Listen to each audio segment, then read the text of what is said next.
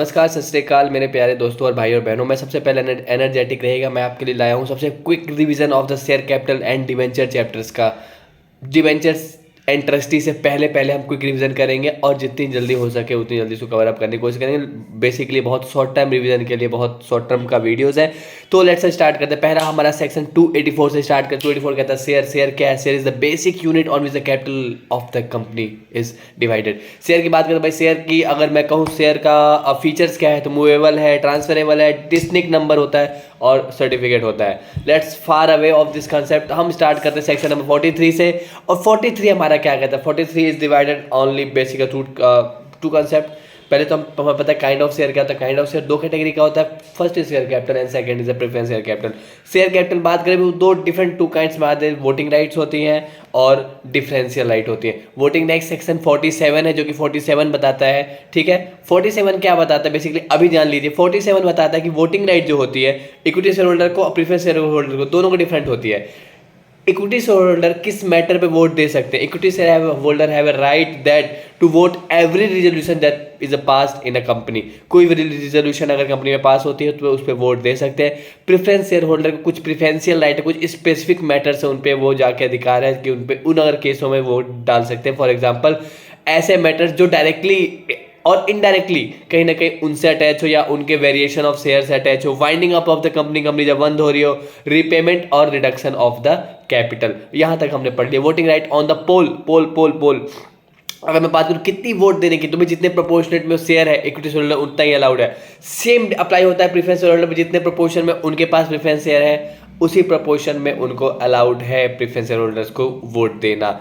ठीक है, ओके हमने 47 पढ़ा। नाउ वापसी जाते हैं 43 पे। तो 43 एक हमने पढ़ा, हमने शेयर का हमने पढ़ा। एक होता है प्रेफरेंशियल राइट, एक होता है हमारे पास voting right. Voting right clear कर ले 47। प्रेफरेंशियल राइट 43 कहता है उसके लिए कुछ कंडीशंस है जिसको हमें फुलफिल करना होता है। तो कुछ कंडीशन क्या है कि सबसे पहले जो भी प्रेफरेंशियल राइट वो एओए में ऑथराइज होना चाहिए। इस पर ऑर्डिनरी रेजोल्यूशन ओआर पास होना चाहिए।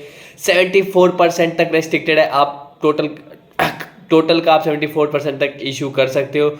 वो कंपनी नो डिफॉल्टिंग होना चाहिए। किस पेमेंट में? चाहे वो लोन का हो, चाहे वो डिविडेंड का हो, किसी प्रकार की कोई गवर्नमेंट की कोई ऑब्लिगेशन ना हो, या किसी प्रकार की अब तक पिछले 3 साल में उस कंपनी पे कोई केसेस ना चल रहे हो।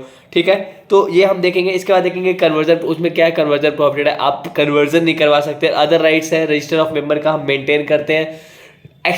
डिस्क्लोजर देना होता है इन एक्सप्लेनेटरी स्टेटमेंट। उसमें बहुत सारी चीज़ें डालनी होती है कि भाई कितने नंबर ऑफ शेयर इशू कर रहे हैं, किसको इशू कर रहे हैं, परसेंटेज क्या है, क्यों इशू कर रहे हैं, बहुत सारी डिटेल्स है वो उस एक्सप्लेनेटरी स्टेटमेंट में डालना होता है। और एक्सप्लेनेटरी स्टेटमेंट को डिस्क्लोजर देना होता है हमें बोर्ड रिपोर्ट में। ठीक है, बोर्ड ऑफ रिपोर्ट डिस्क्लोजर देना होता है। यहाँ तक हमने पहले हम पढ़ते हैं 46 पढ़ते हैं। इसके बाद 46 बताता है शेयर सर्टिफिकेट के बारे में। शेयर सर्टिफिकेट के बारे में 46 बताता है। उसमें बताता है कि शेयर सर्टिफिकेट क्या है। Share certificate is issue under a common seal. Common seal जहाँ पे कॉमन सील नहीं है, इफ एनी, अब अप्लाई नहीं होता है, तो कॉमन सील के अंदर इशू होता है।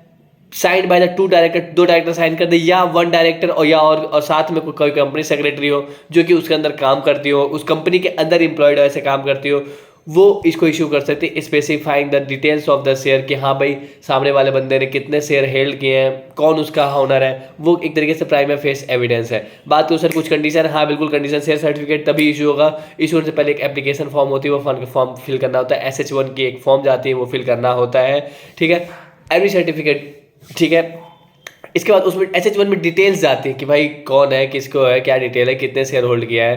ठीक है, ये सब डिटेल्स जाती है। इसके बाद हम मानते हैं कि जो डिजिटल सिग्नेचर होती है डायरेक्टर्स की, आजकल बहुत सारी सिग्नेचर डिजिटली होती है, चाहे मशीन से होती है चाहे किसी अदर तरीके से होती है, जो कि पब्लिश हो गया है डिजिटल सिग्नेचर पे, हम डीम टू डायरेक्टर साइन उसको मान लेते हैं। अगर वो OPC की बात करूँ तो OPC में क्या होता है कि OPC में हम या तो कंपनी सेक्रेटरी या डायरेक्टर कोई भी अगर साइन कर दे तो हम मान लेंगे कि हाँ ये डीम सिग्नेचर हो गए हैं। ठीक है, ओके। तो सबसे और इसके लिए और एक और इम्पोर्टेंट बात कि सेक्शन 88 कहता है कि भाई आपको जितने भी आप शेयर सर्टिफिकेट इशू करो उसके लिए आपको रजिस्टर में मेंटेन अलग से करना पड़ेगा।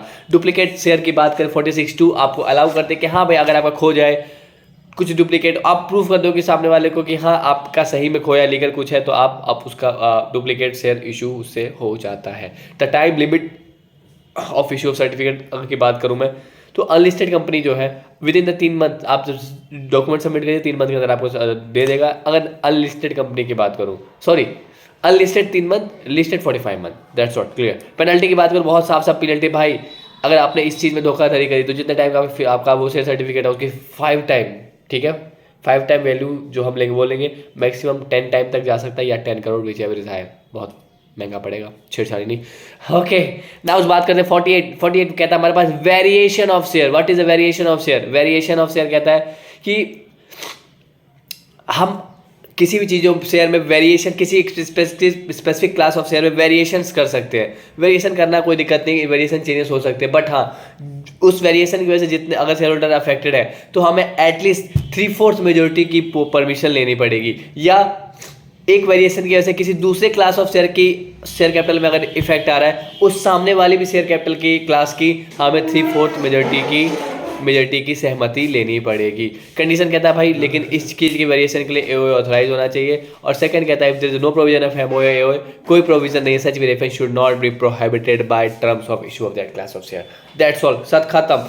अब बात करते हैं सर ठीक है, तो क्या सर ना नहीं कर सकते? बिल्कुल ना कर सकते, ना बिल्कुल कर सकते। हमारे पास राइट है कि उस चीज़ को हम ना कर सके। कैसे ना करने के लिए आपको क्या करना होगा, मतलब ऑलमोस्ट आप एटलीस्ट 1/10% शेयर होल्डर का शेयर कैपिटल का वो लेके जाइए, अपनी डिसेंटिंग दिखाइए, किसको, ट्रिब्यूनल को दिखाइए कि जी मैं सहमत नहीं हूँ, मेरे बगैर ये कर देगा, अपने पॉइंट्स रखिए। क्या करेगा ट्रिब्यूनल, क्या करेगा भाई, ऑर्डर देगा, हेयरिंग पे हेयरिंग करेगा, या तो डिसमिस करेगा केस को, या तो भाई सामने वाले के फेवर फैसला देगा, तो फिर जो भी फैसला हो उसे अकॉर्डिंगली लिया जाएगा। That's short. ओके, अब बात करते हैं यूनिफॉर्म कॉल क्या होता है। Uniform where the call made on where the further call is made on the share capital of the same class, ठीक है। तो हम कहते हैं कि जब एक कॉल मेड होता है किसी भी क्लास पे यूनिफॉर्मली, तो वो कॉल हमारी कहलाती है यूनिफॉर्म कॉल, ठीक है। 50, 51, 52, 53, 54, फटाफट पढ़ लेते हैं। 50 क्या कहता है, call in advance. Call in advance बहुत अच्छा पॉइंट है। कॉल इन एडवांस क्या कहता है, छोटे छोटे पॉइंट है, आसानी से कवर अप हो जाते हैं। कॉल इन एडवांस कहता है भाई, कॉल इन एडवांस पहले आपको एओ में ऑथराइज होना चाहिए। दूसरा, आप उसमें इंटरेस्ट पे कर सकते हैं, कुछ भी देना चाहे तो, कितने परसेंट का देना चाहे, पर मैक्सिमम जो है अलाउड करती है हमारी एवमोडेंट में जो एफ कॉलम है उसमें शायद 12% तक अलाउड होता है, तो 12% तक मैक्सिमम अलाउड होता है कंपनी इन जनरल मीटिंग में, अदरवाइज, ठीक है।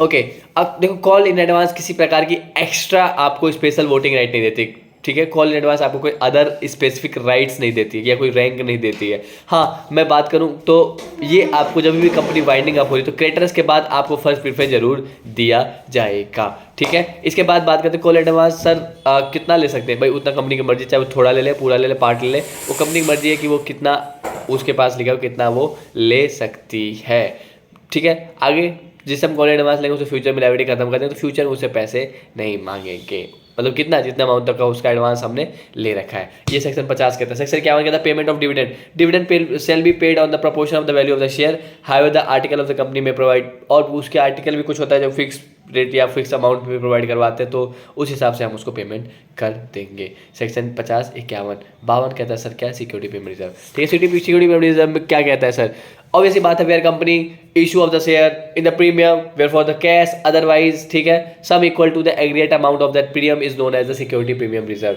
जिसको हम कहाँ रखते हैं, रिजर्व में रखते हैं, रिजर्व बना के रखते हैं, उसको सिक्योरिटी प्रीमियम रिजर्व बोलते हैं, ठीक है।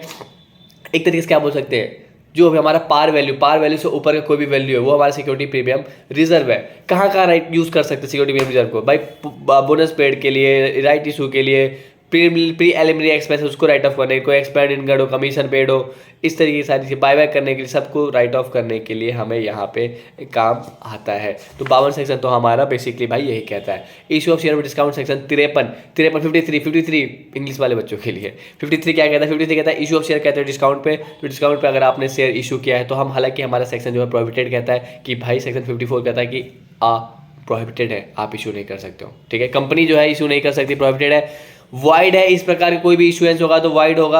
अगर कोई भी बंदा इस पर डिफॉल्ट पे करता है तो भाई आपको 5 लाख रुपए तक का जुर्माना लग सकता है, ठीक है। और अगर आपने इस तरीके का पैसा कुछ ले लिया है तो आपको रिफंड करना पड़ेगा, ठीक है। अब बात करते हैं सर स्वेट इक्विटी शेयर क्या होता है। Sweat equity share means equity share issue by company employ और डायरेक्टर, ठीक है। जो स्वेट इनके द्वारा इशू किया जाता है वो हमारे स्वेट इक्विटी शेयर कहलाता है। तो आज हम फिलहाल इतना ही पढ़ेंगे, कुछ आगे कंडीशन बनेगा उसको हम नेक्स्ट वीडियो में कवर अप करने की कोशिश करेंगे। तो स्वेट इक्विटी तक तब तक के लिए आज शॉर्ट वीडियो, बहुत शॉर्ट वीडियो आराम से देखिए, कंप्लीट हो जाएगा। That's it, fine, bye bye.